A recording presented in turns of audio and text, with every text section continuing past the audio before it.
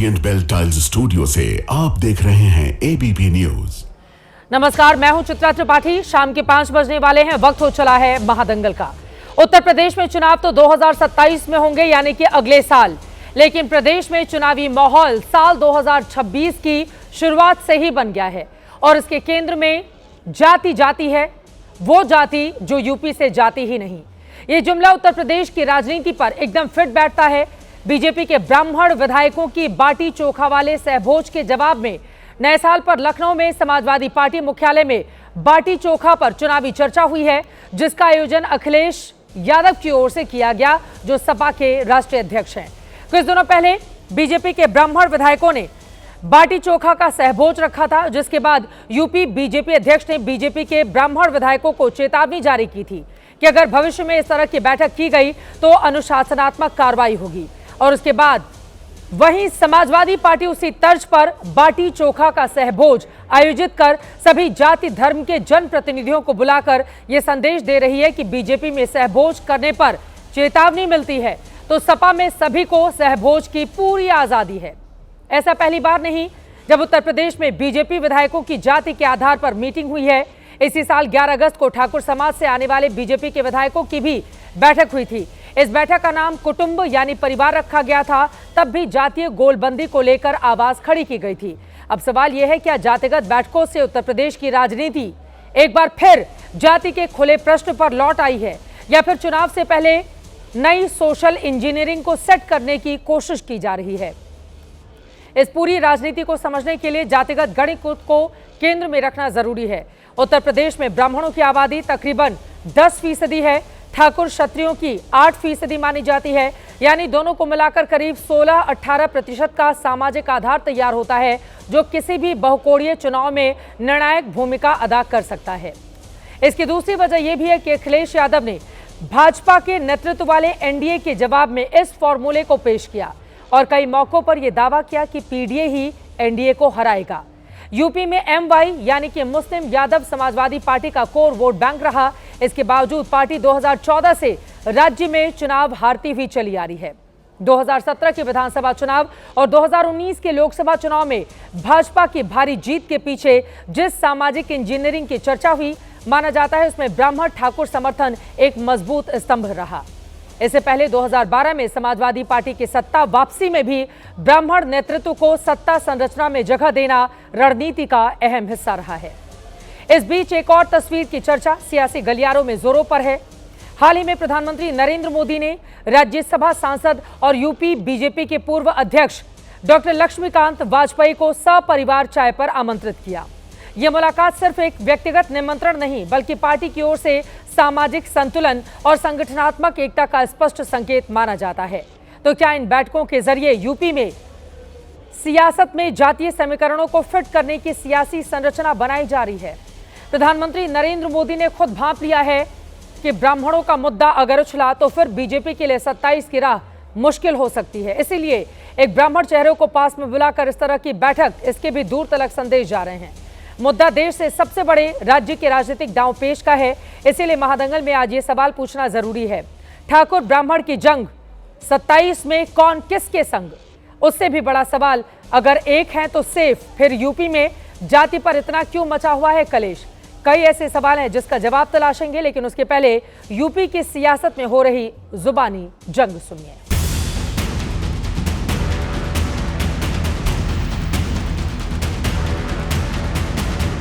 जैसे 24 में हिसाब किताब किया है, 27 में इससे बेहतर हिसाब किताब होगा। यादव को कहना कि अंदर से डर सता रहा है कि उनके विधायक उनके साथ कब तक चलेंगे, कितना चलेंगे, इस बात का डर सता रहा है। इसलिए वह अब सहभोज कर रहे हैं। कुछ गिने चुने मुख्यमंत्री के आसपास के लोग पूरी शासन व्यवस्था पर कब्जा कर लिए हैं, लूट रहे हैं, और अब भाजपा के विधायक ही रोते घूम रहे हैं, तो फिर और किसी के बारे में क्या कहना? हम तो कहेंगे ब्राह्मण समाज की अगर मीटिंग हुई है, सब हमारे समाजवादी पार्टी में आए, सबको सम्मान मिलेगा। जनता का मिजाज बदल गया है। जनता अब जो है एनडीए गठबंधन को वोट देने जा रही है। अगर समाजवादी पार्टी बाटी चोखा की दावत कर रही है तो बेहतर बात है। हम लोग भारतीय जनता पार्टी की तरीके से नहीं हैं कि कुछ ब्राह्मण विधायक आपस में मिल जाएं, कुछ सुदामा आपस में मिल जाएं तो उनको वार्निंग दे दी जाए। कई ऐसे सवाल हैं जिसको लेकर बड़ी चर्चा करने वाले हैं। खास मेहमानों की मौजूदगी है, उनका तारुफ परिचय आपसे करवा देती हूं। के शर्मा जी, राष्ट्रीय प्रवक्ता भारतीय जनता पार्टी के हमारे साथ जुड़ चुके हैं। प्रियंका गुप्ता जी, आप राष्ट्रीय प्रवक्ता कांग्रेस पार्टी की हमारे साथ मौजूद हैं। आशुतोष वर्मा जी, आप प्रवक्ता समाजवादी पार्टी के हमारे साथ जुड़ चुके हैं। रोहित अग्रवाल जी, प्रवक्ता आरएलडी के हमारे साथ हैं। अरुण राजभर जी, आप प्रवक्ता एसबीएसपी के हमारे साथ हैं। साथ ही शोएब जमई जी, आप नेता हैं एआईएमआईएम के हमारे साथ जुड़ चुके हैं। सभी का बहुत बहुत स्वागत है। के शर्मा जी, सबसे पहले आपसे ही शुरुआत करते हुए आप बताइए, अब नए साल की अभी शुरुआत हुए कुछ घंटे ही हुए हैं, उसके ठीक पहले जातीय गोलबंदी की कवायद यानी कि आपके आपदा में अवसर तलाश रहे हैं अब यहां पर अखिलेश यादव, और उनकी ओर से भी बाकायदा सहभोज का आमंत्रण दिया जा रहा है। लोग पहुंच भी रहे हैं। के शर्मा जी, ये मुसीबत ना बन जाए आप लोगों के लिए? देखिए चित्रा जी, सर्वप्रथम तो मैं आज 140 करोड़ भारतीयों को नव वर्ष की शुभकामना प्रेषित करता हूं आपके चैनल के माध्यम से, और आपको भी नव वर्ष की शुभकामनाएं प्रेषित करता हूं। आपको भी शुभकामनाएं। और अपनी बात शुरू करूं कि देखिए, भारतीय जनता पार्टी जाति आधारित राजनीति नहीं करती। हम सभी जातियों की राजनीति करते हैं और सभी जाति सभी को समान रूप से मानकर और सबको समान रूप से प्रतिनिधित्व देना, यही भारतीय जनता पार्टी का काम है।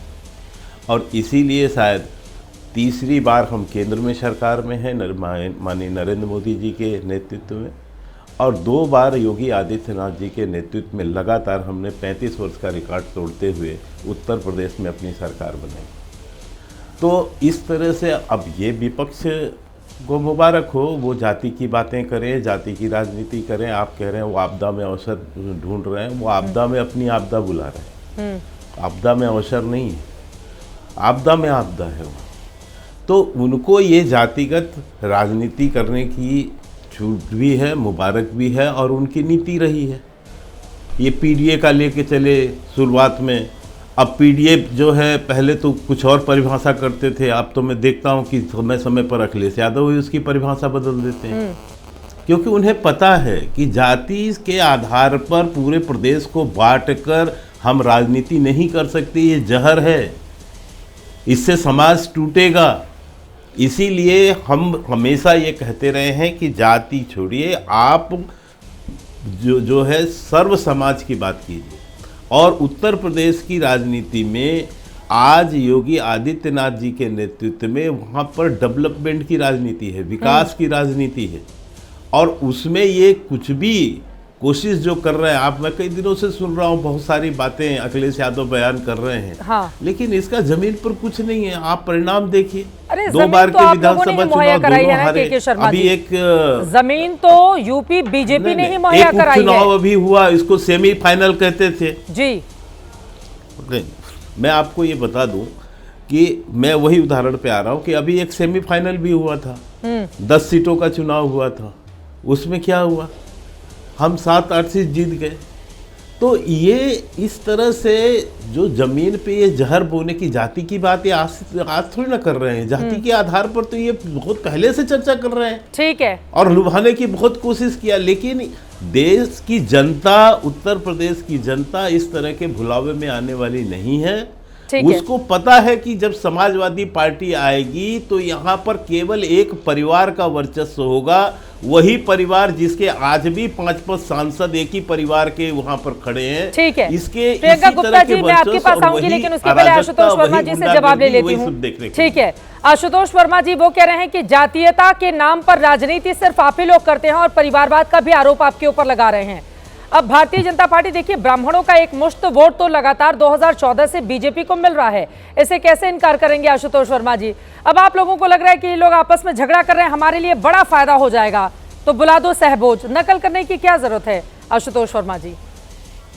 नहीं चित्रा जी, क्या सहभोज कहने से अगर भारतीय जनता पार्टी टूट जाए तो हम 365 दिन भारतीय जनता पार्टी के अपने कार्यालय में सहभोज कराएं, ये तो बड़ा बेकार सा तर्क है। हाँ, ये बात जरूर है कि भारतीय जनता पार्टी में अगर कोई सहभोज करता है तो उसको व्यक्ति विशेष या समाज विशेष पे टिप्पणी करने के लिए बात करने लगते हैं।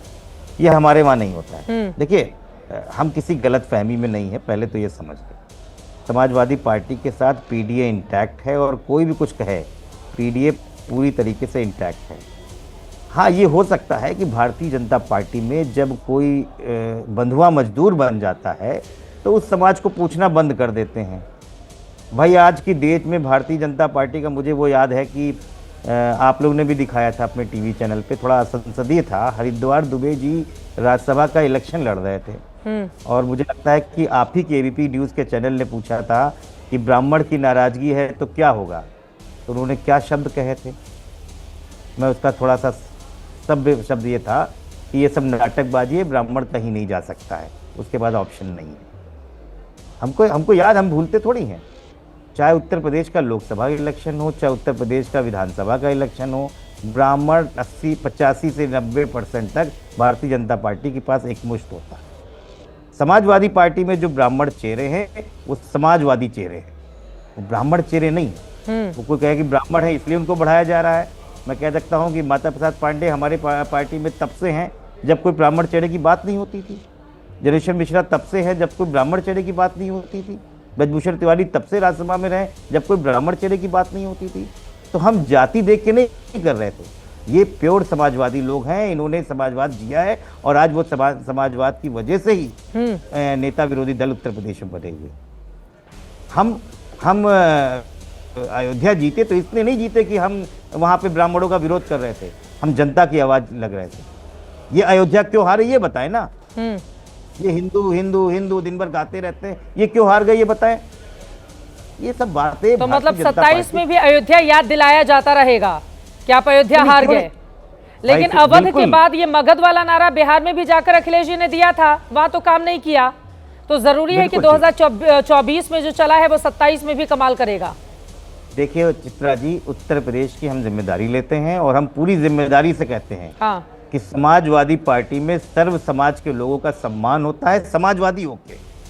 हाँ, कोई जबरदस्ती का वो अपने आप को कह रहे कि हम फलानी समाज के नेता हैं, ये समाजवादी पार्टी में नहीं चलता है। ठीक है, ये टैग ही नहीं लगता। मुझे लगता है एक बार के शर्मा जी से जवाब ले लेती हूँ, फिर बाकी लोगों के पास एक छोटा सा रिबट। हाँ, उनकी बात हो जाए। बोलिए आशुतोष जी। चित्रा जी, देखिए, भारतीय जनता पार्टी के वहाँ 2016 की दिन याद कीजिए, क्योंकि मैं लखनऊ में रहता हूँ और हमारे घर के पास ही गोमती नदी है। इसी गोमती नदी के किनारे भारतीय जनता पार्टी के तत्कालीन प्रदेश अध्यक्ष जितने लोग थे, और सिर्फ केशव मौर्य भी, अमित शाह जी भी उनका में, जिसमें निषाद सम्मेलन करवाया, सैनी साख कुशवाहा सम्मेलन करवाया, कुर्मी सम्मेलन करवाया, तब इनको याद नहीं आ रहा था कि हम सर्व समाज हैं। आज 4 लोग बैठ गए, और क्योंकि अभी कैबिनेट एक्सपेंशन होने वाला है, सारी कहानी वहाँ फंसी हुई है। तो दबाव के लिए कोई अगर आदमी बैठता है तो आपको लगता है कि नहीं हम सर्व समाज की बात करते हैं। ये सब दिखावा आप कहीं और दिखाइए। ठीक है, आपके वहाँ जो वोट बैंक है उसको पूछा जा रहा है, बाकी किसी को पूछा ही नहीं जा रहा है। कोई विधायक नहीं। शर्मा जी, ये फैक्ट है, इसमें कोई दो राय नहीं है। अगर आप वोट नहीं ला सकते तो भारतीय जनता पार्टी, मुझे आश्चर्य है, आग होगी, धुआं तो वहीं से निकलेगा ना। के शर्मा जी, अब अपने घर की आग तो खुद ही बुझानी पड़ेगी। दूसरों को आप लोग मौका देंगे तो पानी लेकर वो तैयार बैठे हुए हैं कि भैया हमें मौका मिल जाए। चित्रा जी, मुझे आश्चर्य है कि समाजवादी पार्टी के प्रवक्ता यहाँ बंधुआ मजदूर शब्द का प्रयोग कर रहे हैं। ये क्या समझते हैं? समाज के नेतृत्व करने वाले लोग बंधुआ मजदूर होते हैं? ये सोच है समाजवादी पार्टी की, ये भाषा है समाजवादी पार्टी की। ये सभी क्षेत्र का प्रतिनिधित्व करने वाले बंधुआ मजदूर हो गए, और यही सोच है, ये परिवार, ये वंशवादी पार्टियों की यही सोच है, इनकी मानसिकता भी यही है। क्योंकि आप सोच सकते हैं समाजवादी पार्टी जो कि मुलायम सिंह जी से चालू होती है और फिर अखिलेश यादव तक आती है, इसने बाकी समाज के लोगों को बंधुआ मजदूर ही समझा है। इनके यहाँ सारे पद इन्हीं के घरों पर है, इसके अलावा कोई नहीं बन सकता इनके यहाँ तो राष्ट्रीय अध्यक्ष। और मुझे आश्चर्य है कि अभी इसके अलावा ये केवल इसी बंधुआ मजदूर कह के अपमान नहीं कर रहे। आपने हमसे पूछा कि आपने आग लगाई या आप पता नहीं कहा धुआं की किसकी बात कर रहे हैं। मैं आपको बता दूं, भारतीय जनता पार्टी के सारे लोग कमिटेड लोग हैं, समझदार लोग हैं, निष्ठावान लोग हैं। ये आशा, ये जो देख के ये कोशिश कर रहे हैं ना कि हम अपने घर में खाना खिला देंगे और ये कर देंगे, इससे भाजपा टूट जाएगी, इस सब ख्यालात में मत रहिए अखिलेश यादव जी। नहीं हम समाजवादी पार्टी कई बार टूटी होगी, भाजपा नहीं टूटी है। इसलिए आप ये जो अभी कोशिश क्या, शिवपाल यादव अपनी बात कह चुके हैं, अखिलेश यादव अपनी बात, पिछले 4 दिन से तो लग रहा है कि जैसे इनके वो जो है मुंह मांगा वरदान मिल गया है, इसलिए इतनी हवा देने की कोशिश हो रही है और बार बार शिवपाल यादव का बयान भूल गए आप। लेकिन मैं इसलिए कहता हूं कि इससे कुछ लाभ नहीं है। चित्रा जी ठीक है। भारतीय जनता पार्टी के कार्यकर्ता बहुत निष्ठावान कार्यकर्ता है, ठीक है, बहुत ही कमिटेड कार्यकर्ता है। हाँ। और किसी भी तरह का कोई विषय होगा तो उसको समझा जाएगा। लेकिन विषय यह है कि आज भी मैं पुनः एक बात को दोहराता हूं कि भारतीय जनता पार्टी जाति आधारित राजनीति नहीं करती और न इस पर कोई विश्वास करती है। हम सर्व समाज की बात करते हैं और सभी को प्रतिनिधित्व देना ये हमारा धर्म है। इसलिए हम सभी समाज की बैठक को लेकिन के शर्मा जी, सवाल तो तब पूछे जाएंगे ना जब अलग अलग दूसरी जातियों के बैठकें की जाएंगी, उस पर कोई टिप्पणी नहीं, उसको बढ़ा चढ़ाकर मीडिया में भी पेश किया जाएगा कि हमने इस जाति का सम्मेलन किया, इस जाति के लोग इतने, इस जाति के नेता को अध्यक्ष बना दिया गया प्रदेश का, तब तक तो दिक्कत नहीं होती है। दिक्कत इस बात सुनिए के शर्मा जी, दिक्कत इस बात को लेकर होती है अगर ब्राह्मण समाज के लोग बैठ जाते हैं और उस पर आकर आपके नए नवेले अध्यक्ष बने, वो उनको आंखें दिखाते हैं, दिक्कत उसके बाद शुरू होती है। और ये बात इससे कोई छिपी हुई बात तो है नहीं। आप देख लीजिए पाठक जी का, आप ट्वीट पढ़ लीजिए, आप ही के विधायक हैं, बाकी लोगों से बात करके और फिर देख लीजिए उन लोगों को कितनी नाराजगी है। तो बाकी समुदाय बैठक करे तब तो ठीक, एक ब्राह्मण समुदाय बैठक कर ले तो फिर आगे लोग समझाने के लिए। और ये आरोप तो काफी लंबे समय से लग रहा है कि शर्मा जी, उसको आप लोग धुल क्यों नहीं पा रहे हैं? जी नहीं, ये दाग लगाना ये विपक्ष का काम है चित्रा जी। उनके पास आज राजनीतिक मुद्दे नहीं बचे हैं, मुद्दों का दिवालियापन है, इसलिए वो इस तरह के मुद्दे ढूंढ रहे हैं। आज ये देश, वहाँ के प्रदेश के विकास के संदर्भ में बात नहीं कर सकते, आज वो वहाँ के डेवलपमेंट को लेकर बात नहीं कर सकते, इसलिए अखिलेश यादव को कुछ भी ऐसा दिखता है तो उसको हवा देने की कोशिश करने लगते हैं, क्योंकि ये राजनीतिक मुद्दों का अभाव है।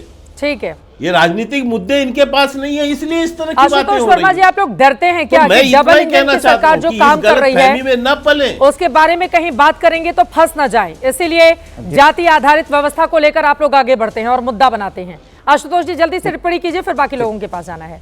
चित्रा जी मैं 10 सेकंड में बोलिए। बिल्कुल सही बोला भारतीय जनता पार्टी के प्रवक्ता ने। भारतीय जनता पार्टी से कोई ब्राह्मण नहीं टूट के आया। भारतीय जनता पार्टी से भारतीय जनता पार्टी के मुख्यमंत्री माननीय कल्याण सिंह, जो बेचारे पिछड़ी जाति के, वो टूट के आए थे और उन्होंने समाजवादी पार्टी ज्वाइन की थी। मजबूर कर दिया था इन लोगों ने पिछड़े दलितों अल्पसंख्यकों की, वहाँ आवाज़ थोड़ी है। लेकिन यहाँ पर जो कहानी बनाई जा रही, वहाँ किसी की आवाज़ नहीं है। भारतीय जनता पार्टी के लिए जब तक आप वोट दे सकते हैं, आप सरकार बना सकते हैं, तब तक आपकी पूछ है। नहीं हो सकते हैं तो आप किनारे बैठिए, आपका कोई हक नहीं। पहली बात। दूसरी, आप डेवलपमेंट की बात करते हो, अभी 2024 में डेवलपमेंट उत्तर प्रदेश ने बताया है क्या हुआ है, और कम से कम भारतीय जनता पार्टी उत्तर प्रदेश अखिलेश यादव जी के सामने डेवलपमेंट की बात ना करे। और चित्रा जी आप भी लखनऊ आती होंगी, आप एयरपोर्ट से लेके और लखनऊ छोड़ते वक्त और जहाँ तक जा रही हैं, वहाँ समाजवादी पार्टी का काम आपको दिख रहा है। चाहे 1090 की बात हो, चाहे मेट्रो की बात हो, चाहे एक्सप्रेसवे की बात हो, चाहे एयरपोर्ट की बात हो, अब चाहे जाइए, ठीक है, हर जगह आज भारतीय जनता पार्टी जिस लोक भवन में बैठी है वो माननीय अखिलेश यादव को बनाया हुआ। आपने यहाँ पर कल्याण पूरी सरकार चलती है का जिक्र किया, पूर्व मुख्यमंत्री बीजेपी के। आपने कहा कि वो बीजेपी छोड़कर आप लोगों के साथ आ गए, फिर वापस ये गए भी तो कहते हुए फिर उड़ी जहाज को पंछी फिर जहाज पर आवे, ये कहते हुए फिर वो भाजपा के हो गए। चित्रा जी ये स्थितियां क्यों पैदा हुई एक भारतीय जनता पार्टी के सिटिंग चीफ मिनिस्टर में, इस पे बात होनी चाहिए। बात इस पे नहीं होनी थी कहां पर गया वो दौर। आप याद कीजिए वो क्या दौर थे जब बिल्कुल उनको दूध में मक्खी की तरीके से निकाल के भारतीय जनता पार्टी ने हटा दिया था। ये समाजवादी पार्टी थी, ये माननीय नेता मुलायम सिंह यादव थे, उन्होंने कहा सम्मान आपको अपने साथ बैठा देंगे। और इन लोगों ने एक पिछड़ी जाति के नेता को मुख्यमंत्री बनाने से इतनी परेशानी हुई कि उसको आगे नहीं करके आ गए। उसके बाद राजनाथ एक छोटा सा रिबटल करता हूं, अरे लेकिन बीजेपी ने अगर पहला मुख्यमंत्री अपना बनाया तो उसी जाति से बनाया ना। एक छोटी सी कल्याण सिंह को बनाया, पहला मुख्यमंत्री बनाया तो उन्हीं को बनाया। और क्या हुआ, कल्याण सिंह को किन परिस्थितियों में इस्तीफा देना पड़ा था, कितना दबाव पड़ा था, और राम मंदिर के नाम पर वो ढांचा ढहा, उसके नाम पर 3 राज्य सरकारों को बर्खास्त कर दिया गया था बीजेपी के। अब बात निकलेगी तब तो बहुत दूर तक जाएगी ना आशुतोष जी। मुख्यमंत्री हाँ नहीं चित्रा जी, प्रियंका गुप्ता जी एक छोटी सी बात कहना चाहता हूं, छोटी सी बात जल्दी से प्लीज। मैं छोटी सी एक लाइन की एक बात कहता हूं। बोलिए एक लाइन की एक बात कहता हूं। अभी अभिषेक जी सम्मान की बात कर रहे थे आशुतोष जी। हाँ। जो पार्टी में बेटा बाप का सम्मान नहीं कर पाया, मुलायम सिंह जी को अखिलेश यादव ने जिस तरह से बेइज्जत करके मंच से उतारा, उनसे माइक छीना, वो दूसरे का सम्मान सीख सकते हैं क्या? अपने पिता का सम्मान कर लेते एक्चुअल नहीं है। और इसीलिए किसी इन्हीं के पार्टी के ने अखिलेश यादव को औरंगजेब तक कहा। यह स्थिति क्यों बनी? संभालो, क्यों मुलायम सिंह जी को जो है मंच से उतार दिया नीचे माइक छीन के? शिवपाल यादव के साथ क्या हुआ? मत कराओ, बड़ी बेइज्जती। शिवपाल यादव जी को किस तरह से दर दर भटकना पड़ा है। तो मैं इस तरह कहना चाहता हूं कि जो बेटा अपने बाप की नहीं सम्मान कर पाया, दूसरे की क्या सम्मान करे? यह तो प्रत्यक्ष उदाहरण है, यह प्रत्यक्ष उदाहरण है। इससे ज्यादा और क्या देखना चाहते हैं वहां पर? तो ये समाजवादी पार्टी में कोई माई बाप कोई रिश्ता नहीं है। ये मौके का रिश्ता है और एक खानदान का रिश्ता है। अब मुलायम सिंह जी की बात आ रही है, 2017 का वो शपथ याद आ गया जब योगी जी पहली बार शपथ लेने जा रहे थे। मुलायम सिंह यादव, अखिलेश यादव जी दोनों लोग मंच पर गए थे और मुलायम सिंह यादव जी ने प्रधानमंत्री नरेंद्र मोदी के कान में जाकर कुछ बातें कही थी अखिलेश जी को लेकर, वो भी मुझे ध्यान में आ गया। लेकिन अब उतना पीछे नहीं जाते हुए, प्रियंका गुप्ता जी की कांग्रेस पार्टी ने, कम से कम कांग्रेस पार्टी को यह श्रेय जाता है कि ये जो ब्राह्मणों की सियासत चल रही है उसमें सबसे ज्यादा मुख्यमंत्री अगर ब्राह्मण देने का काम किसी पार्टी ने किया वो कांग्रेस पार्टी। लेकिन मौजूदा वक्त में प्रियंका गुप्ता जी अगर अगड़े पिछड़े की लड़ाई हो रही है तो वो सपा और बीजेपी के बीच ही हो रही है। कांग्रेस पार्टी अपने आप को फिट ही नहीं कर पा रही है कहीं पर। प्रियंका गुप्ता जी। देखिए चित्रा जी, कांग्रेस पार्टी सेट हो या ना हो इससे मैटर नहीं करता, पर कांग्रेस पार्टी किसकी आवाज उठा रही है ये मैटर करता है। कांग्रेस पार्टी लगातार पिछले जो है कई वर्षों से, चाहे वो हमारे जो मुख्यमंत्री की आप बात करिए, लगभग 11 मुख्यमंत्री हमने दिए इस प्रदेश में, कभी ऐसी घटनाएं सामने निकल कर नहीं आई कि हमने किसी व्यक्ति का जो है हक मारा हो। पर आज क्या रहा उत्तर प्रदेश में? आज उत्तर प्रदेश में लेखपाल भर्ती में उसका हक मार दिया जाता है। जब आवाज उठती है तब उस पर बैकफुट पर सरकार आती है। आज उत्तर प्रदेश में क्या हो रहा है कि आज पशु चिकित्सक भर्ती होती है, स्वास्थ्य शिक्षा अधिकारी की भर्ती होती है और उसके साथ में लेखपाल की भर्ती होती है, और अगर कहीं पर जो है सहकारिता बैंक में भर्ती होती है, कृषि विश्वविद्यालय में भर्ती होती है, तो हर जगह आरक्षण लूटा जाता है। क्यों लूटा जाता है? जब आप बात करते हैं सबके साथ और सबके विकास की, तो क्यों आरक्षण खाते हैं आप? दूसरी चीज आपको बताती हूं मैं, ये वो सरकार है जो जीतने के लिए 10-10 हजार रुपए अकाउंट में डालती है। क्यों डालना पड़ता है? जब इतनी अच्छे आपके कर्म होते हैं, जब आपके कर्म खराब होते हैं, तब आपको ऐसा करना पड़ता है। आज उत्तर प्रदेश में क्या हो रहा है? उत्तर प्रदेश में जो केंद्रीय चुनाव आयोग है उसका डाटा अलग है और जो राज्य का चुनाव आयोग है उसका डाटा अलग है। आखिर इसमें किसका हक मारा जा रहा है? इसमें उत्तर प्रदेश की जनता का वोट देने का अधिकार का हक मारा जा रहा है। आज यहाँ पर जो है आरक्षण को लेकर तो मैंने आपको बता ही दिया। बेरोजगारी का यह आलम है कि बेरोजगार जब सड़कों पर खड़ा होता है तो उसे लाठियां दी जाती हैं। आज किसानों का यह आलम है कि ना उसे जो है खाद मिलती है, ना उसकी फसल का उचित मूल्य मिलता है, ना ही उसको समय पर पानी की सुविधा मिल पाती सिंचाई की। आप कर क्या रहे हैं यहाँ उत्तर प्रदेश में? आप इनकाउंटर भी जाति देखकर करते हैं, धर्म देखकर करते हैं। आपको जो कोडिन सिरप की बात चल रही है उसमें आप देखिए क्या निकल कर आ रहा, उसे पूरी तरीके से आप कहीं गुंडों को बचाते नजर आ रहे हैं तो कहीं जो है इधर उधर की बातें करते नजर आ रहे हैं। आखिर इतना बड़ा रैकेट चल कैसा रहा था जब डबल इंजन की सरकार चल रही है? आखिर यहाँ पर अपराध फल फूल कैसे रहा है? सड़कें बनती हैं और करोड़ों रुपए की सड़कें बनती हैं, उसके बाद गायब हो जाती है। राष्ट्रीय पार्क जिसका अभी आपने प्रेरणा स्थल की बात करते हैं उसमें भी घोटाला हो गया, मतलब बने देर नहीं, उद्घाटन की देर नहीं, वहां भी घोटाला हो गया। ठीक है। तो वास्तविकता ये है कि उत्तर प्रदेश में पूरी तरीके से ऐसी सरकार चल रही है जो जनता के लिए नहीं चल रही, वो सिर्फ अपना पेट पालने के लिए चल रही है। आज सारी सरकार मिलकर जनता को लूट रही है, जनता त्रस्त है, उसके पास ना रोजगार है, ना ही कोई डेवलपमेंट का प्लान है। आप बताइए इनके स्मार्ट सिटीज कहाँ है? आप बताइए इनकी फिल्म सिटी कहाँ है? इन्होंने जो रोजगार पे वादे किए थे क्या पूरे किए? आज किसानों की आपने कहा था स्थिति सही कर देंगे, कहाँ है? मनरेगा में आपका बकाया देखिए कितना पड़ा हुआ। मनरेगा का नाम बदलने से थोड़ी ना किसानों की और मजदूरों की स्थिति बदल जाएगी। आप बताइए कि मनरेगा का नाम बदलने के साथ आपने किसकी किस्मत बदल दी? आप बताइए क्यों बकाया है अभी तक मजदूरों का? ठीक है। आप बताइए कि उसमें जो श्रमिक का अधिकार था, जब चाहे जैसे चाहे काम देंगे, पर आप नहीं दे पाए। रोहित अग्रवाल जी, वो रोजगार, महंगाई, तमाम मुद्दों को लेकर आप लोगों पर सवाल खड़े कर रही हैं, उसका भी जवाब दीजिए। और ये जो ब्राह्मण बनाम ऑल वाली राजनीति अभी मौजूदा वक्त में चल रही है, इससे डेंट पहुंचेगा क्या एनडीए को? क्योंकि अब देखिए अखिलेश जी पूरे जोर शोर से नए साल की शुरुआत में ही एकदम लग गए हैं कि किसी भी जाति को छोड़ना नहीं है, सबका सहभोज आयोजित कर लेना है। देखिए, जनता जो है सब समझती है और जनता ने देखा है कि किस तरीके से इन्होंने अपने विधायकों को जब राम मंदिर में दर्शन करने से रोका था तो कौन से विधायक टूटे थे समाजवादी पार्टी से। अभी साल भर पहले की बात है और सारे ब्राह्मण विधायक टूट के किस तरीके से उन्होंने विद्रोह किया था कि इन्होंने भगवान राम के दर्शन करने से रोका, वो पूरे देश ने देखा था। और ये जो पीडीए चिल्लाने वाले, जातियों के नाम पे बांटने वाले और दिन रात ठाकुर, ब्राह्मण, कायस्थ, वैश्य को गाली देने वाले, अब ये एक्सपेक्ट कर रहे हैं कि इनके पास ब्राह्मण विधायक आ जाएंगे और ब्राह्मण विधायक इनके लिए वोट करवा लेंगे। इनको तो ये समझना चाहिए पहले। और अभी समाजवादी पार्टी के प्रवक्ता ने आप ही की डिबेट में अभी बताया कि अगर हमारे भोज करने से भारतीय जनता पार्टी टूटे तो हम 365 दिन भोज करेंगे। तो आप देखिए जोड़ तोड़ की राजनीति के लिए भी समाजवादी पार्टी कितना तत्पर है, ये भी दिखाई पड़ रहा है। अरे अब जो टूटना चाहेगा उसको कौन रोक लेगा? रोहित अग्रवाल जी, उमड़ा है एकदम से। हाँ, जो टूटना चाहेगा कौन रोक लेगा उसको, बताइए आप। इसीलिए तो समाजवादी पार्टी के विधायक जब टूटे थे, नहीं चित्रा जी, इसीलिए तो जब समाजवादी पार्टी के विधायकों ने विद्रोह करके टूट के आए थे तो उनको कोई नहीं रोक पाया था, स्वयं अखिलेश यादव भी नहीं रोक पाए थे।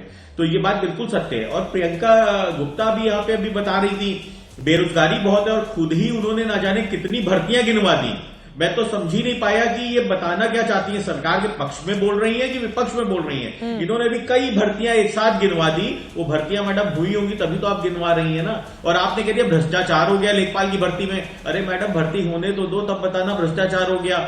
खाली उसका नोटिफिकेशन जारी हुआ था, उसके बाद तुरंत उसके ऊपर संज्ञान लिया गया और जो गलती हो रही थी उसको करेक्शन कर लिया गया। पता नहीं कौन से व्हाट्सएप ज्ञान लेके आते हैं ये कांग्रेस के प्रवक्ता। उत्तर प्रदेश में इनका कोई लेना देना नहीं है। इनके पास ना तो ब्राह्मण वोटर है और ना ही इनके पास पिछड़ा दलित और अल्पसंख्यक है। उत्तर प्रदेश में इनके पास कार्यकर्ता भी नहीं है झंडा उठाने वाला। खुद ही भर्तियां गिनवाई इन्होंने अभी आपके सामने। चित्रा जी, इन्होंने भर्तियां गिनवाई है, अभी लाइन से भर्तियां गिनवाई इन्होंने की ये भर्तियां सरकार द्वारा की जा रही है। सिर्फ उत्तर प्रदेश की भर्तियां गिनवाई है पूरे देश के अंदर आपको कितनी भर्तियां हो रही है। परंतु यह कांग्रेस जैसे गुमराह करने के लिए बैठी आती है, समझ ही नहीं पाती कि इनको कहना क्या है, करना क्या है। तो स्थितियां बिल्कुल साफ है। ये जो अभी ब्राह्मण प्रेम इनको याद आ रहा है ना, ये ब्राह्मण प्रेम इनका जो एक जो मुखौटा ओढ़ के आई है ये समाजवादी पार्टी, सबको पता है कि ये जातियों के नाम पे बांटना चाहते हैं, ये जोड़ तोड़ की राजनीति करना चाहते हैं, ये खरीद फरोख्त की राजनीति करना चाहते हैं। क्योंकि जनता इनको वोट नहीं देना चाहती, क्योंकि इनके पास मुद्दे नहीं बचे हैं, इसीलिए ये उल जलूल मुद्दों ये बड़ा जबरदस्त है कि खाली विपक्षी दल जोड़ तोड़ की राजनीति करना चाहते हैं, जातियों की राजनीति करना चाहते हैं। हमारा दामन तो बिल्कुल साफ है ना रोहित अग्रवाल जी? जातियों की राजनीति कौन नहीं करता है? अगर कोई भी पार्टी ये कहे उत्तर प्रदेश में कि हम जातियों की राजनीति नहीं करते हैं, तो मुझे लगता है कि वो खालिस राजनीति ही होगी, वो झूठ ही होगा रोहित अग्रवाल जी। हर एक दल करता है जाति की राजनीति। नहीं, आप मुझे चित्रा जी बताइए ना कि जातियों की राजनीति कैसे हो सकती है? क्या किसी एक जाति से कोई भी व्यक्ति विधायक बन सकता है? क्या जिन ब्राह्मण विधायकों की आप बात कर रही हैं, क्या खाली ब्राह्मण वोटों से वो कभी विधायक किसी भी कॉन्स्टिट्यूंसी से बन सकते हैं? तो जाति की राजनीति कोई भी व्यक्ति करके अपने करियर को क्यों बर्बाद करेगा? हम तो राष्ट्रीय लोकदल से आते हैं, चौधरी चरण सिंह जी की विचारधारा से चोखा भी नहीं खा सकता एक साथ बैठकर। हम तो अलग अलग समाज की बात होती है। खुद अध्यक्ष जी जिस समाज से आते हैं, दिल्ली में बड़े बड़े कार्यक्रम उनकी ओर से किए गए थे। अब कोई लिट्टी चोखा भी नहीं खा सकता एक हॉल में बैठकर रोहित अग्रवाल जी? जवाब नहीं, बिल्कुल खा सकता है, बिल्कुल खा सकता है, किसी को आपत्ति नहीं है। परंतु विपक्ष द्वारा जो नैरेटिव सेट किया जा रहा था, किसी को आपत्ति नहीं है, उसका जवाब देना, डांट फटकार लगाए प्रदेश अध्यक्ष और विपक्ष के ऊपर मर दिया जाए दोष। अब आप भी फंस गए हैं, बोलेंगे क्या इस मुद्दे पर? नहीं है, देखिए मार्गदर्शन तो करेगा ना प्रदेश अध्यक्ष, मार्गदर्शन तो करेगा ना। मैं तो स्वयं डिबेट पे बैठ के कह रहा हूं कि कोई भी अगर कोई भी जाति का व्यक्ति हो, वो क्या एक जाति से अगर वो विधायक बन सकता हो तो मुझे बता दे वो। हाँ, लेकिन हर जगह जातियां टूट भी रही हैं, लेकिन जातीय समीकरण बिठाने के लिए बड़े बड़े नेताओं तक को मैदान में उतरना पड़ता है। अरुण राजभर जी हमारे साथ, शोएब जमाई जी हमारे साथ लगातार जुड़े हुए हैं। पहले राजभर साहब आपसे जवाब लेते हुए, अब देखिए अखिलेश यादव ने पूरी तैयारी कर ली है, यहाँ पर एक भी मौका वो नहीं छोड़ रहे हैं। अरुण राजभर जी, मुश्किलें पैदा करेंगे आप लोगों के लिए? मौका नहीं दे रही है, और अब तो भाई मौका तलाशने के लिए वोट कैसे मिलेगा इसके लिए वो जुगाड़ लगा रहे हैं कि वहां तक खिला करके वोट लिया जाए, पार्टी चोखा खिला के वोट लिया जाए। क्योंकि देखिए चित्रा जी, बात ये है कि हम नए वर्ष में प्रवेश किए हैं और नए सोच के साथ, नए सकारात्मक भाव के साथ। हम लोगों की राजनीति ही सकारात्मक होती है, और सकारात्मक दिशा में जब हम आगे बढ़ते हैं तो जनता सकारात्मक दिशा के साथ खड़ा होकर के विकास की मुख्यधारा में अपने आप को जोड़ के आगे बढ़ती है। अब आप चाहे समाजवाद की बात करिए, चाहे किसी समाज की बात करिए, जिन लोगों ने समाज के अंतिम कतार में व्यक्ति या समाज के 140 करोड़ लोगों के जीवन को बदलने का प्रयास जिस सरकार ने किया, जनता ने उनको बहुत सारा को बैठाकर साथ दिया। बात यहाँ है कि माननीय ओम प्रकाश राजभर जी सभी वर्गों को लेके चलते हैं। भारतीय समाज पार्टी सर्व समाज की पार्टी है, सबको जोड़ करके लेके चलते हैं, और हम सद्भाव की बात करते हैं, हम समानता की बात करते हैं। जो बाबा साहब अम्बेडकर ने कहा था कि सभी वर्गों का सम्मान होना चाहिए, सबको बराबरी का हक मिलना चाहिए। आज महिलाओं को अगर 33% आरक्षण की व्यवस्था कराया गया, वही तो बराबरी का हक नहीं मिल रहा है, जिसकी वजह से लोगों को सहभोज करके लिट्टी चोखा खाना पड़ रहा है। मिल जाता तो काहे बैठते ब्राह्मण सब इकट्ठा होकर? अब आप बताइए, देश में जाति जनगणना का फैसला हुआ तो देश के प्रधानमंत्री जी उन वर्गों के बारे में सोच रहे हैं ना जिन वर्गों को कांग्रेस ने प्रतिनिधित्व नहीं दिया।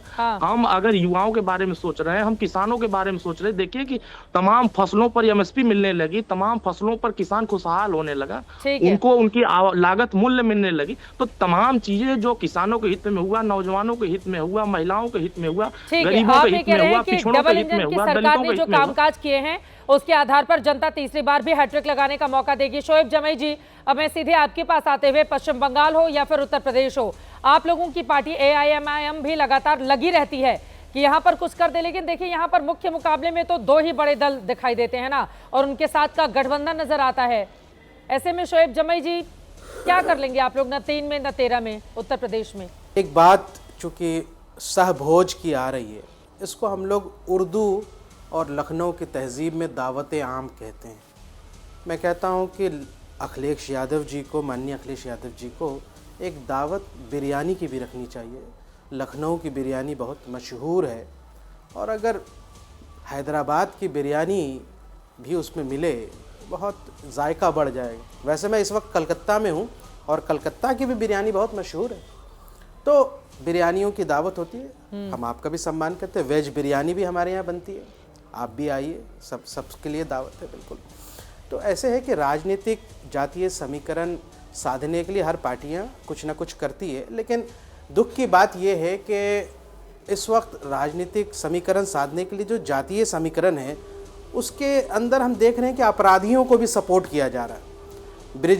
ब्रिजभूषण शरण सिंह जो बीजेपी के बड़े नेता हैं, वो जिस तरह की बयानबाजी कर रहे थे पिछले दिनों कुलदीप सिंह सेंगर के सपोर्ट में, जबकि माननीय सुप्रीम कोर्ट ने उनको बड़ा झटका भी दिया है, तो ये सब जातीय समीकरण ही साधने के लिए तो किया जा रहा है, लेकिन नैतिकता से ऊपर कुछ नहीं है। बेटी के सम्मान से ऊपर कोई जातीय समीकरण नहीं, और मैं इसका बड़े कड़े शब्दों में निंदा करता हूँ। आप साधिए, जातीय साधिए, ठीक है, अपनी अपनी रणनीति, और मैं आपके दुख को भी समझता हूँ कि भाई कैसे ब्राह्मण समाज के लोग बहुत माननीय और बड़ा उनका सम्मान होना चाहिए। कोई इस तरह की छीटाकशी कर दे वो ठीक बात नहीं है। भारतीय जनता पार्टी के अंदर आजकल ब्राह्मणों को साइडलाइन करने की कोशिश की जा रही है, ठाकुर राजनीति को आगे बढ़ाया जा रहा है। तो ये सब तो चीज़ें आपने देखी रही पिछले 4-5 सालों से। मैं सिर्फ इतना कहना चाहता हूँ कि जो नफरत की राजनीति है वो ख़त्म होनी चाहिए। आपने देखा उत्तर प्रदेश के अंदर ये चुनाव नज़दीक आते हैं, तलवारें बांटी जा रही हैं, खुलेआम जो है हिंदू दल के लोग जो है तलवारें बांटे जा रहे हैं। आप किस तरह की कानून व्यवस्था की बात करते हैं? किस तरह से, क्यों नहीं इन पर बैन लगता है, क्यों नहीं इन पर NSA लगता है? क्या ये देश के खिलाफ नहीं है? मैं सिर्फ इतना कहना चाहता हूं कि भारतीय जनता पार्टी को अपनी गिरबान में झांकने की ज़रूरत है। रही बात माननीय अखिलेश यादव जी की, तो आइए, मैं कहता हूं इस देश को, इस गंगा जमनी तहजीब को बचाना है तो बिरयानी साथ में भी खाई जा सकती है, भोज साथ में भी हो सकता है। मतलब तेजस्वी यादव जी ने जो बिरयानी में आपको जगह नहीं दी कि आप बैठकर साथ खाएं, वो चाहते हैं आप अखिलेश यादव उसको पूरा कर दे उत्तर प्रदेश में। ठीक है, पहले के शर्मा जी से मैं जवाब ले लेती हूँ, फिर इसका जवाब मैं तो समझ में आ गया। मैं सामाजिक ताने बाने की बात कर रहा हूँ, और इसमें तो सबको साथ होना चाहिए। हाँ, मतलब अगर बीजेपी को रोकना है, नफरत को बिरयानी रोकना है, की थाली आरएसएस को आपके रोकना है, सामने से खींच तो ली, फिर आप बिहार में तो कम से कम बिरयानी- अखिलेश जी से अब पूरी उम्मीद है कि वही खिला दें। उत्तर प्रदेश में नहीं, तेजस्वी यादव जी खिचड़ी के लायक भी नहीं रहे। और आपने देखा, हमने तो बहुत बेहतरीन जायकेदार हैदराबादी बिरयानी का पूरा मजा ही बिहार में हमने बेहतरीन। तो मैं पहले आशुतोष वर्मा जी से इसका जवाब ले लेती हूँ, उसके बाद के शर्मा जी के पास आऊंगी। आशुतोष वर्मा जी, देखिए वो आंखें तरेर रहे हैं कि हमने क्या हाल कर दिया तेजस्वी यादव का, खिचड़ी के लायक भी नहीं छोड़ा उनको। देखिए चित्रा जी, अब मैं इस पर बहुत ज़्यादा कमेंट नहीं करूंगा क्योंकि कोई सिर पैर नहीं है। पूरी चर्चा को बिरयानी पे लेके चले आए। समाजवादी पार्टी में कहाँ बिरयानी खिलानी होती है, कहाँ खानी होती है, समाजवादी पार्टी में कभी इस बारे में सोचना नहीं होता है। लेकिन जो मैं बड़ी चीजें देख रहा हूँ उस पर एक तर्कहीन बात की जाए। अरे भाई, मैंने आपको भी दावत दे दी है लखनऊ में, हम लोग धन्यवाद, मैं आऊँगा। धन्यवाद। तो चित्रा जी देखिए, 2022 में भारतीय जनता पार्टी के पास लगभग 84 ओबीसी एमएलए थे और 59 के आसपास दलित एमएलए थे। अगर इनको जोड़ा जाए तो 143 की गिनती बनती है और 45 ठाकुर, 42 ब्राह्मण और 28 कायस्थ, 115। तो 143 की भार ज़्यादा है और भारतीय जनता पार्टी इसको फील करती है। अगर ये फील ना करती होती तो अपना दल, कुर्मियों की पार्टी जो इस पर डोमिनेशन है, निषाद पार्टी, राजभर की ओपी राजभर की पार्टी और जाट की डोमिनेटर आरएलडी आशुतोष वर्मा जी, ये बातें बीजेपी को कहना तब ठीक लगती है ना जब ये क्यों? पता होता समाजवादी पार्टी में भी, आपके वहां भी अगर तो बहुत भारतीय हैं जनता ऐसे लोग। पार्टी को ब्राह्मणों के मुलायम सिंह यादव का बेटा ही मुख्यमंत्री क्यों बनेगा? फिर तो आप लोगों को भी इसी तरह का कुछ उठाकर खींचना चाहिए यूपी में। कहीं ब्राह्मण समाज पार्टी से गठबंधन लेते, कहीं नहीं, पूरा देश जानता है समाजवादी पार्टी खाली एमवाई समीकरण में चलती है और एमवाई समीकरण के आगे आपको कोई वोट नहीं देने वाला है और अपने आप को पार्टी के पास फिर के शर्मा जी के पास जवाब देना चाहिए। एमवाई के आगे आपके पास वोट क्या है? ठीक है, के शर्मा जी जल्दी से क्लोजिंग कमेंट आपका। ठीक है, अरे भाई वो 24 में, ठीक है, के शर्मा जी एक क्लोजिंग कमेंट आपने आरोप भारतीय जनता पार्टी के वहाँ ब्राह्मण कोई अलग से एआईएम की तो मैं क्या बात करूं चित्रा जी, अब मुझे प्लीज बोलने देंगे। प्लीज बोलिए, कोई नहीं बोलेगा, प्लीज बोलने दीजिए। मैं केवल ये कह रहा हूं, मैं एआईएम की क्या बात करूं, वो तो केवल एक धर्म की बात करते हैं, उनको तो मुस्लिम मुख्यमंत्री चाहिए और मुसलमान के अलावा वो उनको कुछ आता नहीं। लेकिन मैं कांग्रेस के प्रवक्ता को यहाँ सुन रहा हूँ, अरे जनाब थोड़ा विश्लेषण तो कर लीजिए। 35-40 साल से सत्ता से बाहर हैं, आप कह रही हैं हम हक की आवाज़ उठा रहे हैं। यह हालात हो गए हैं कि 2 सीटों तक 2 विधायक की पार्टी बन के रह गए। राजनीतिक अर्थी के लिए भी 4 लोग की जरूरत पड़ती है और आप इतनी बड़ी बड़ी बातें कर रही हैं। आप थोड़ा ज़मीन तो देखिए अपना, क्यों जनता ने आपको 40 साल से 35 साल से बाहर कर रखा है? जो है वो तो जनता के ऊपर है, पर पार्टी का धर्म क्या होता है? पार्टी का धर्म के बारे में चुनाव लड़ना इतना होता है, ज्यादा जनता के लिए सेवा करना होता है। अगर आप नहीं, ये पार्टी का धर्म मैं इतना ही समझा देता हूँ कि आप अपनी हकीकत पहचानना सीखिए। क्यों 40 साल से आपको बाहर कर रखा है? दो विधायकों की पार्टी बन के रह गए आप।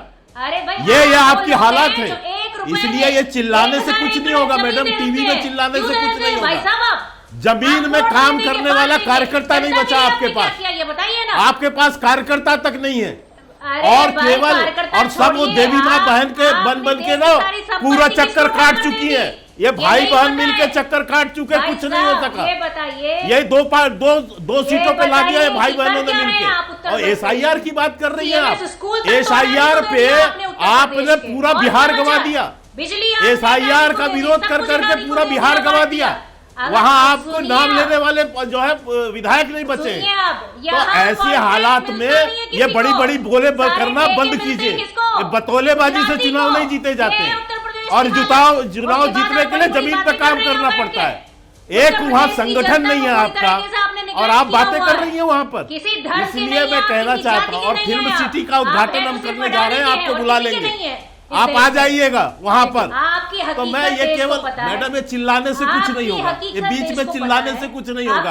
हकीकत यही है कि 2 विधायकों की पार्टी बन गए, राजनीतिक अर्थी के लिए भी 4 लोग चाहिए।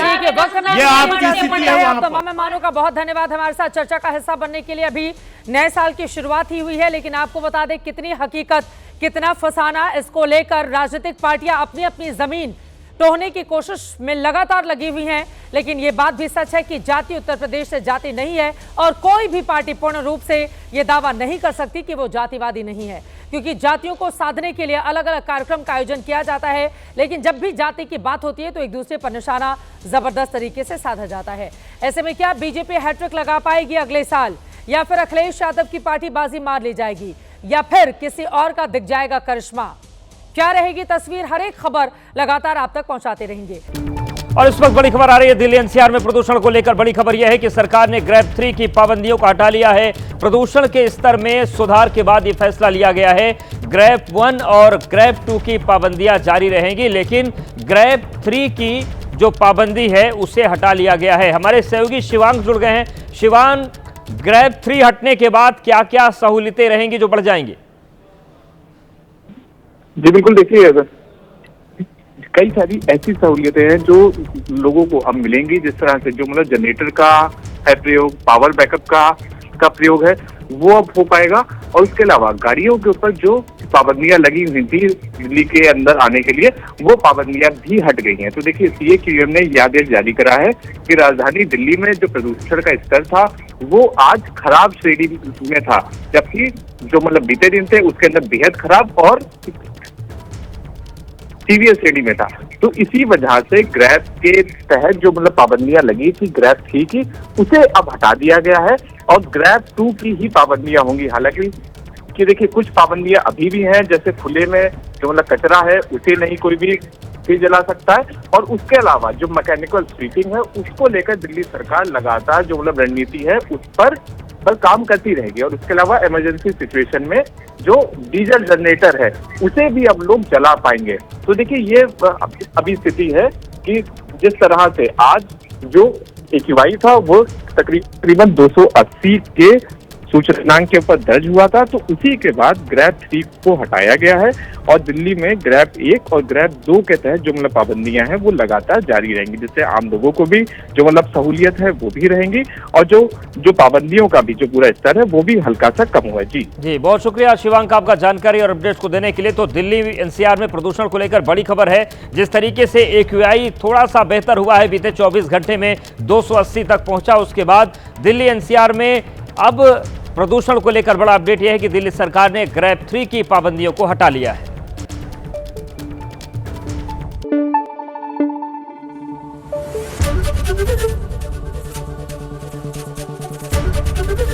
ABP न्यूज आपको रखे आगे।